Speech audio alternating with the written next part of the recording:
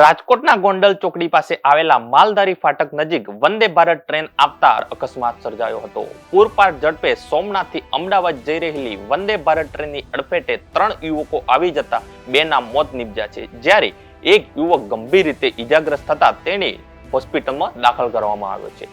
અડફેટે આવેલા 3 પરપ્રાંતીય યુવાનો કારખાનામાં મજૂરી કામ કરતા હતા. ગોંડલ ચોકડી નજીક આવેલા માલધારી ફાટકની આસપાસ વંદે ભારત ટ્રેન સોમનાથથી અમદાવાદ જતી હતી. તે દરમિયાન તેમને ટ્રેનની ઠોકર લાગી હતી. ટક્કર એટલી ભયાનક હતી કે એક યુવક ઘટના સ્થળે જ જીવ ગુમાવ્યો હતો, જ્યારે અન્ય એકનું હોસ્પિટલમાં ટૂંકી સારવાર બાદ મોત થયું છે. બનાવની જાણ સ્થાનિક પોલીસ અને રેલવે પોલીસને કરવામાં આવતા જ કાફલો ઘટના સ્થળે પહોંચ્યો હતો.